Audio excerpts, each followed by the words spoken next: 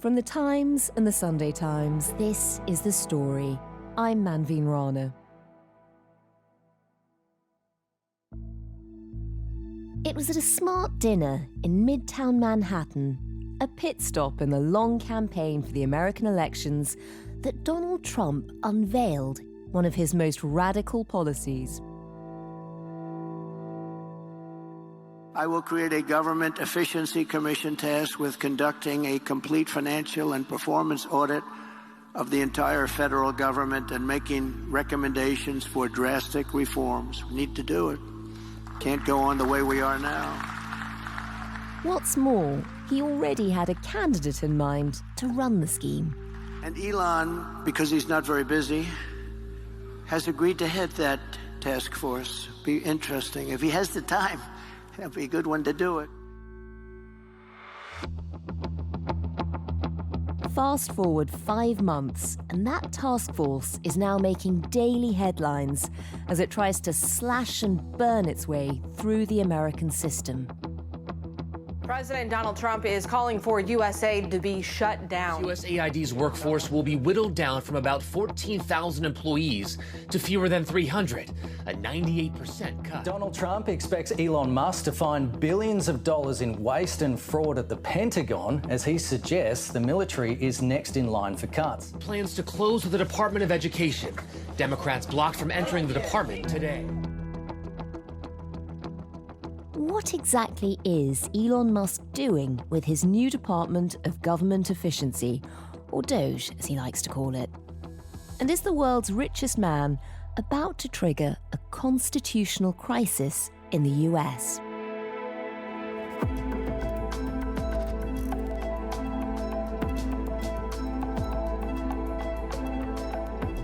The story today is Elon Musk launching a hostile takeover of Washington.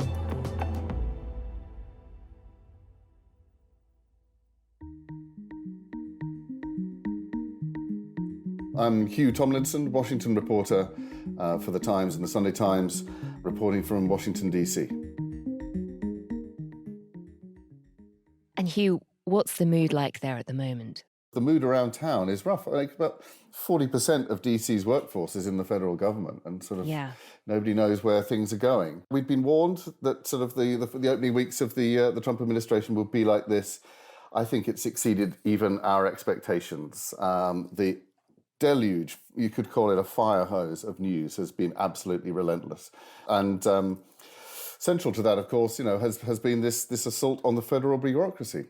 In middle of all of that, to understand what's happening with the civil service, we really have to look at DOGE and the man behind it. Take us back to a moment last week when the whole world was watching an astonishing scene in the Oval Office with the president and a man who seems at least as powerful right now. So this press conference was called to give an update on DOGE, the Department of Government Efficiency that Musk now heads, tasked with slashing the federal budget and workforce. And for Musk to give examples of the corruption, alleged fraud that he has discovered in the weeks that he's been at work. And I'm going to ask Elon to tell you a little bit about it and some of the things that we found, which are shocking. Billions and billions of dollars in waste, fraud, and abuse. There we were, sort of watching the scene from the Oval Office with the world's richest man standing alongside the president and his child, sort of sat on his shoulders, occasionally fooling around, appearing to sort of wipe a bogey on the resolute desk of the Oval Office. As Elon Musk, the world's richest man and close confidant now of the American president, holds forth to the world's press about the changes he has been making to the US bureaucracy and its entire system of government. It's just common sense. It's not draconian or radical, I think. It's really just saying, let's look at each of these expenditures and say, is this actually in the best interest of the people? And if it is, it's approved. If it's not, we should think about it. Some of the headline discoveries that they've made have been touted by the White House as evidence of sort of these agencies are not fit for purpose. USAID, the humanitarian agency that has been an arm of US soft power around the world for decades, was one of the first in Musk's sights. And some of the examples of sort of overspending or wasteful spending by USAID was the claim that US aid had spent $50 million to Gaza for condoms. Mr. Musk, you said on X that an example of the fraud that you have cited was $50 million of condoms was sent to Gaza. That claim then became sort of an allegation that past administrations have been sending $50 million a year to Hamas. And some people, some smart people have done some digging. And it now turns out that that $50 million was in fact going to the Gaza province of Mozambique. And the program was to protect them against HIV. So can you correct the statements? It wasn't sent to Hamas, actually. And how can we make sure that all the statements that you said were correct so we can trust what you say? Well, first of all, some of the things that I say will be incorrect and should be corrected. Musk was asked during that press conference in the Oval Office if this was a hostile takeover of government. Your detractors, Mr. Musk. I have to what? Including a lot of Democrats. I have detractors? You do, sir. I don't believe it. Say that you're orchestrating a hostile takeover of government and doing it in a non-transparent way. What's your response to that criticism? Musk said no, the people voted for this, and Trump has a mandate for this change. You couldn't ask for a stronger mandate from the public. We won the House, we won the Senate. The people voted for major government reform. And there were some surreal moments in this press conference, especially with Musk's 4-year-old son.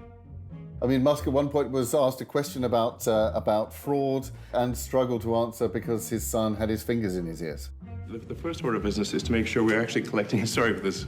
I thought my son might enjoy this, but he's sticking his fingers in my ears and stuff. It's a bit hard to hear sometimes. Hey, stop that. And then his son turned to President Donald Trump and told him to shush his mouth. You're not the president. You need to go away. It's unbelievable. It's unbelievable. And watching this scene play out, what did you make of it? What was the sort of abiding image of it for you? It underscores the feeling at the moment that we have twin heads of government. Trump has moved to assert his authority over Musk on occasion over the last 3-4 weeks. But at that press conference, he signed an executive order to expand Musk's power over the federal budget and the workforce. Trump was only in office for another 4 years. Musk is 25 years his junior. He has effectively taken control of the US government, and Musk is looking longer term than Donald Trump. Talk us through DOGE. I mean, stepping back, this is all an update on how they're doing, but just remind us how this whole department came about. What exactly is it? What's its aim? Well, Musk himself first proposed the department when he endorsed Trump last year, and even when Trump announced it straight after his election victory in November, there was a feeling that this would really be some sort of advisory role, give Musk some toys to play with as a thank you for his massive financial support through the final weeks of the election campaign that certainly helped Trump get elected. It's been clear from day one of the administration that he would wield much, much more power than that. Musk claimed initially that DOGE would be making up to $2 trillion in savings by targeting fraud and waste across the bureaucracy. That would be nearly a third of all government spending and basically the entire federal deficit. That was always a colossal task. And even before Trump took office in late January, Musk had sort of cut that target in half to around $1 trillion. Still a mammoth undertaking. So that was the idea behind it. Just talk us through how it's actually come about. I mean, how does Musk create a whole new department the day after the inauguration? What did that look like? On Trump's first full day in the White House, staff at the Eisenhower building that is part of the White House complex adjacent to the West Wing arrived to work and found a Post-it note on a door of one room that just said DOGE on it. And over the next few days, this cohort of Musk's minions, some as young as 19, began sort of appearing in government buildings, turning up at government agencies and asking to be given access to payment systems and the computer servers. So, I mean, who exactly are the Musk's minions? Who's working for him? Are they government employees? Is this a government department? Musk himself is designated as a special government employee. That allows him to sidestep ethics and financial disclosures. that would normally apply to government workers. It also means he does not have to divest from any of his businesses. He's unpaid, but obviously he doesn't need the money. What we know of his team, I mean, there's a team of around 30 or 40 in DC. Some of them include figures like his Chief Lieutenant Steve Davis, who oversaw cuts at Twitter and other businesses, a group of tech bros, including one who's already been fired from DOGE after racist social media posts came to light. Another who goes by the online moniker Big Balls, who it turns out was fired from an intern job last year for allegedly leaking insider information to a rival company. Little is known about them, and when asked by senior government officials about who they were, some have just flat out refused to answer. But the people who've got the most attention are the sort of young team of sort of tech minions, some as young as 19, who have been interviewing senior government staff, effectively making them interview and justify their jobs. This is extraordinary. And I mean, given that they're not really answerable, it turns out, and this isn't a government department, who does hold DOGE to account? Is there any oversight on what they're doing? No. Musk was asked in that press conference about the lack of transparency. Mr. Musk, what are the checks and balances that are in place to ensure that there is accountability and transparency? Well, we actually are trying to be as transparent as possible. In fact, we post our actions to the DOGE handle on X and to the DOGE website. I don't know of a case where an organization has been more transparent than the DOGE organization. But there's very little, in fact, on DOGE's website. Does Musk have much form on this? I mean, why has he been entrusted with this job? He certainly has form on this. Walter Isaacson, in his biography of Musk, has spoke to former colleagues who described Musk going into something they call demon mode, where he really launches into a sort of manic round of cost-cutting, sleeping in the offices. This is something he did at SpaceX and Tesla.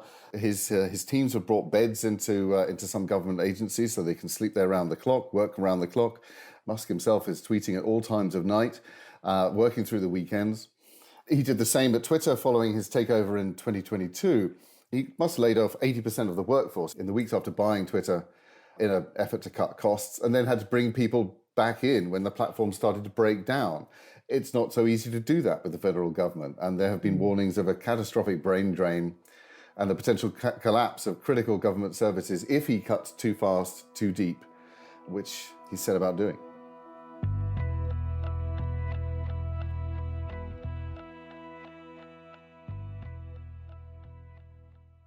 Tell us about how he's gone about making DOGE work, starting, I suppose, with the redundancy offer. This is the first sign we've seen of them trying to make instant cuts. So in the second week of the administration, an email landed in the inboxes of more than 2 million civil servants across the bureaucracy.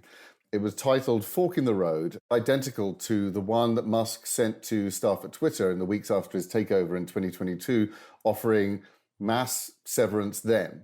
And it offered federal workers 8 months' pay if they resign. They were given a week to decide. All they had to do to accept the offer was to reply to the email with the word resign. And the justification for this move, the email said, was to ensure that surviving staff in the civil service were reliable, loyal, trustworthy. Do we have a sense of the numbers? Do we know how many people have accepted the offer and how many they need to accept the offer to make it? Well, the White House set a nominal target of 5 to 10% of the federal workforce. So that would be up to around 200,000 civil servants. Latest reporting as we record this is around 75,000 workers have taken it. Now, that's ticked up about around 10,000 in a couple of days, which again sort of indicates that sort of the mood is shifting. It's still well short of Musk's sort of the upper range of Musk's target, but it shows how desperate things have become for sort of people across the bureaucracy. Now, this offer has faced a string of legal challenges and a temporary injunction from the courts. Unions and employment lawyers have urged civil servants not to take it, arguing that the White House doesn't have the authority or the money to make that offer. Congress has only agreed funding for the government through to mid-March, so the unions have warned that sort of the government doesn't even have the money. The White House does not have the money to make this offer. They couldn't do the payoffs for all the people taking redundancy. No, and in the days that followed, Musk's team even sent a memo a legal memo absolving the government of liability if it didn't keep its end of the bargain. And we've started to see DOGE going into individual departments and how that's working. Just talk us through a bit of that. I mean, one of the first ones they hit, obviously, was the Treasury. How has that worked out? So following that email, from the outset, Musk and his team have been tapping into the stress points that hold the key to government. And that essentially means the computers, payment systems, and personnel management systems. So Musk's team turned up at the Treasury and tried to get access to the government payment system that disperses around $6 trillion annually, including tapping into payment systems that oversees Social Security benefits, Medicare benefits, federal salaries, grants, payments, government contractors, tax refunds, and of course with it, the private information of tens of millions of Americans. One senior Treasury official, and this has really set the tone for how Musk and his team have been operating, when one senior Treasury official tried to resist, told Musk's team that they could not tap into these payment systems, he was placed on leave and has now been retired. Wow. I mean, the threat of that will now loom large over every other department they go into. How is it working out? Have they been able to make a difference on cutting costs at the Treasury? It took some time to get some clarity on this. The White House has now said on the record that Musk's team was only given read-only access to these payment systems. There has been some question over whether they were briefly given the opportunity to actually change Treasury payment systems. That has now been blocked anyway by a court order, which has sparked a furious row between sort of Musk and the judiciary. Musk has not reacted well. He called the ruling blocking them from access to the Treasury systems absolutely insane. He has since called for judges that blocked his team at other agencies to be impeached. And that is certainly building up towards a potentially seismic confrontation between the executive and the judiciary. So that's the Treasury with a huge, epic confrontation coming. Mm-hmm. You mentioned earlier US aid. This has been one of the most controversial moves we've already seen DOGE carrying out. Just for people who don't know what it is, just remind us of what the agency does or did. So USAID is the US Agency for International Development. It's America's overseas humanitarian aid agency, the world's biggest single supplier of humanitarian aid worldwide, and it's been a crucial arm of US soft power around the world since the 1960s. I mean, it runs a host of programs tackling diseases in developing countries, tuberculosis, malaria, HIV, supporting child health, maternal care. It supports democratic elections around the world, the Food for Peace program, which helps feed some of the world's most vulnerable people. And in the first few days of the administration, members of Musk's team arrived at the headquarters of USAID in Washington, again, demanded access to financial and personnel systems. Senior officials who tried to stop them were put on paid leave. Musk worked at USAID through the weekend, basically shutting it down. Tweeted, I think, sort of on the 1st of Feb, that we spent the weekend feeding USAID into the wood chipper. And within days, the agency's website vanished. Staff in Washington were told not to come into work. And Musk himself has dubbed USAID a criminal organization and evil. And that really, as I say, underscores the tone of this entire mission, that civil servants are the opposing team. USAID is evil. That hostility towards the bureaucracy as a whole, is being played out across the administration. Calling USAID evil is interesting. I mean, I suppose it doesn't really fit in with Donald Trump's America First agenda. I have seen people, Democrats presumably, criticizing what Elon Musk is doing by saying this is basically the world's richest man taking food away from the poorest. Just what sort of impact has it already had, freezing USAID's projects? Around $500 million worth of food aid was stranded in ports and warehouses around the world. I mean, we've spoken to USAID workers who are struggling to get out of war zones. There are sort of hundreds of millions, even perhaps billions of dollars being left on the table around the world. And those humanitarian missions have basically shuttered overnight. That money is now being left to be distributed by unknown groups in in developing countries. So at a stroke, the most established arm of American soft power worldwide has been cut off. And as Democrats have said, leaves the playing field open for America's adversaries to swoop in instead. We know how intense the tussle for power is in places like Sub-Saharan Africa, South America, between the US, China, Russia. If the US just departs these entire continents, then other countries will step in. And this also has ramifications at home.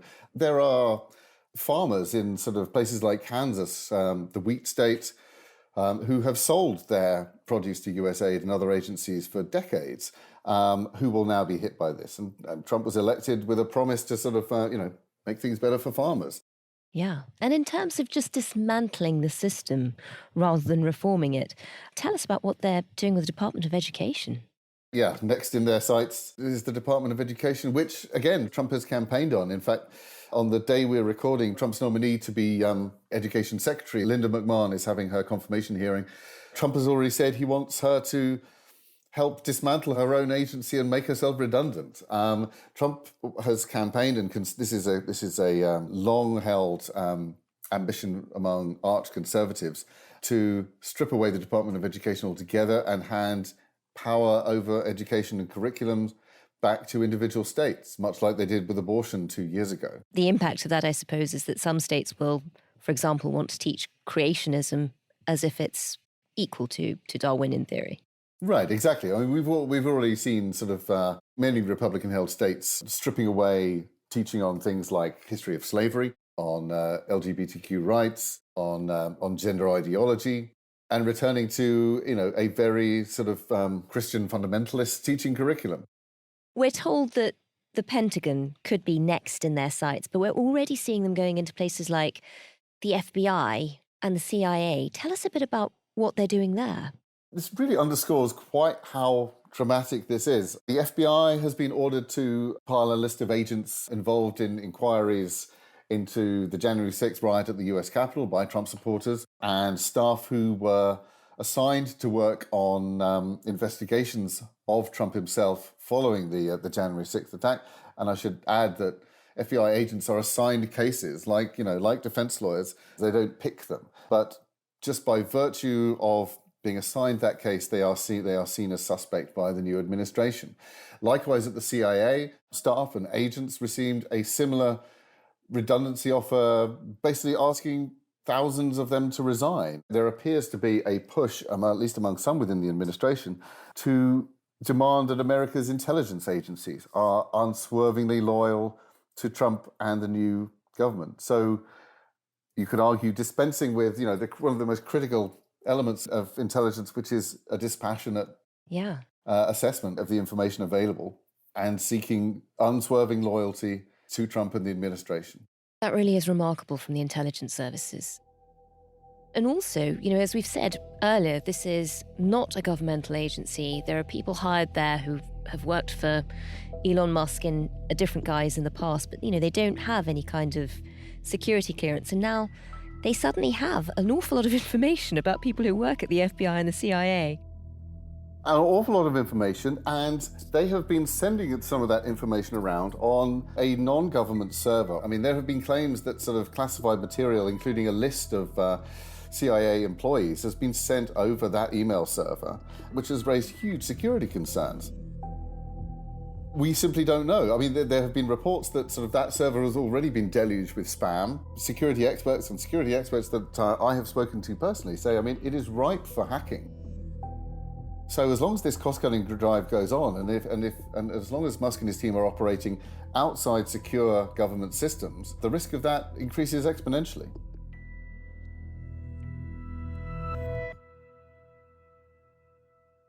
How are DOGE's actions so far going down with government workers? What are you hearing? That cull has already netted civilian contractors at the Pentagon, senior managers at the Department of Homeland Security's Cybersecurity Unit, workers at the Federal Bureau of Prisons, which is already chronically understaffed. So, civil servants that I have spoken to personally in the last few weeks have said, there is a real risk they could leave critical holes in America's key security infrastructure. The risk, of course, is that of those most likely to walk away, will be the best and brightest. The administration can least afford to lose. And if they wreck the entire sort of the value behind sort of public service for a generation, then those people will not be as easy to rehire as they were, for example, at Twitter, when when things started to come apart at Twitter. Musk brought some engineers back to fix the problem. You can't do that with the federal government. I mean, civil servants, those who've survived this far, are living in fear and uncertainty. People are afraid their phones and computers are being tracked. Staff describe deserted offices, colleagues sobbing in the toilets, whispered debates over whether to take this buyout offer or not. I sat in on a telephone town hall a couple of weeks ago where civil servants rang in to discuss their legal options from scores of agencies, including the FBI. I mean, one civilian contractor with the Department of Energy asked for advice on what he and colleagues should do if DOGE turned up at their facility which contained nuclear information. Oh, wow. So that fear is really entrenched now. Is there anything that these civil servants can do to stop or reverse the process? I mean, you mentioned courts earlier. Tell us about the people who are involved in effectively the fight back. We've seen scores of legal challenges to this already. Several of Trump's executive orders and Musk's manoeuvres have been blocked at least temporarily, by the courts. That is pitching the US into uncharted legal territory, and or at least appears to be propelling the US towards a serious confrontation between the White House and the judicial branch of government. Musk has called for judges to be impeached. I should say that these injunctions are being imposed not just, these are not Democrat judges, although that's been the claim from the White House. I mean, some of the judges that Trump himself appointed in his first term are blocking some of these measures. But DOGE itself is supposed to be disbanded on Independence Day next year, the 4th of July, 2026, when the US celebrates the 250th anniversary of the Declaration of Independence. Trump has said that DOGE's cuts would be a great gift to the country, to the nation. But really, after what we've seen in the last 3-4 weeks, I think it would be foolish to predict where we'll be in 18 months' time and what DOGE's remit will be by then. And politically, how are the Democrats reacting to all this? Well, the Democrats have really struggled to lay a glove on Musk so far. I mean, because Republicans control both houses of Congress and the White House, we've seen Democratic members of Congress joining street demonstrations in the last few days. There have been odd, sort of theatrical and slightly pathetic sort of attempts to sort of march into government agencies only to be turned away. We just tried to enter the Treasury building as members of Congress, and we will, because we need to provide oversight to Elon Musk and his team. The fact that an unelected billionaire has all your private information is a problem.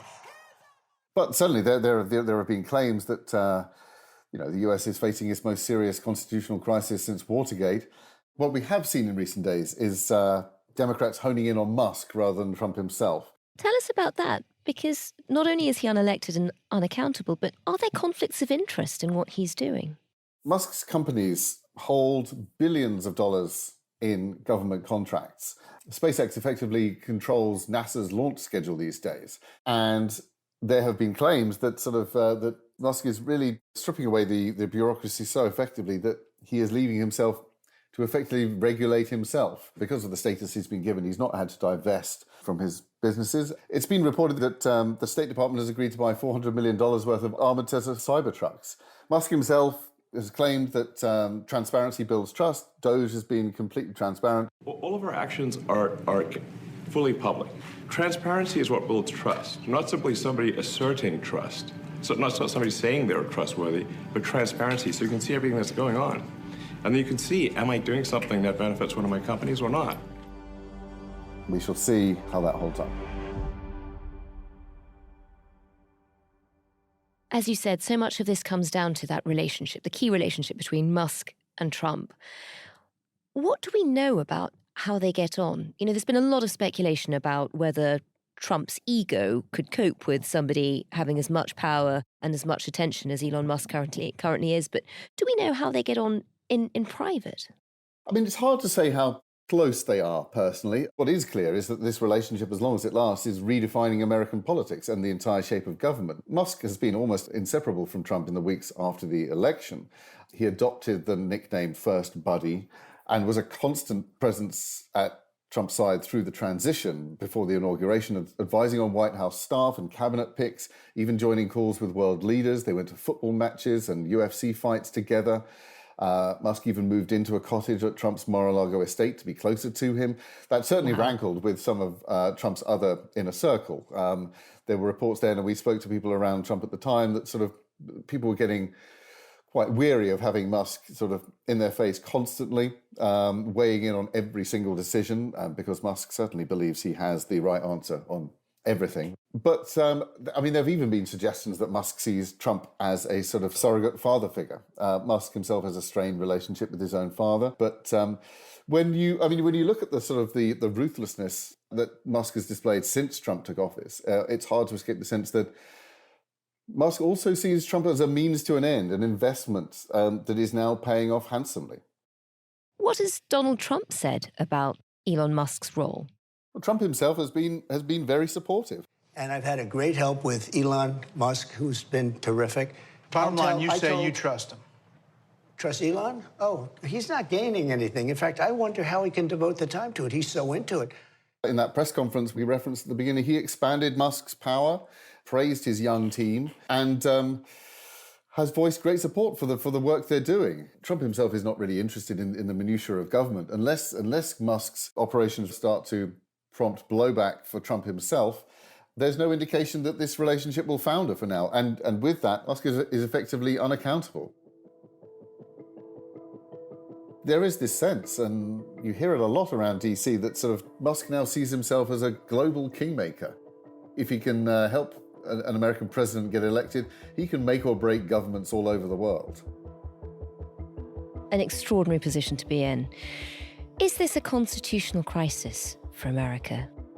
Certainly that is the claim from Democrats. The White House said that it was judges that are blocking Trump's orders and Musk's operations.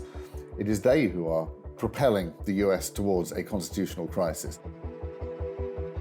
We've seen suggestions from Musk himself that judges who block them should be impeached. The Vice President, J.D. Vance, has questioned the authority of judges to challenge the Trump administration.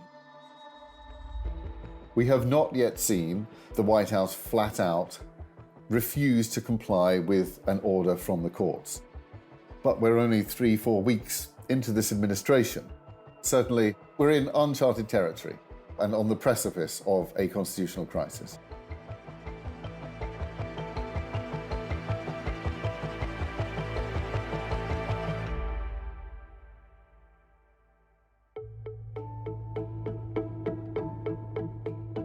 That was Hugh Tomlinson, our man in Washington, D.C. Today's producers were Olivia Case and Edith Rousselot, with production assistance from Hannah Gravett. The executive producer was Kate Ford, and sound design and theme composition were by Marla Seto.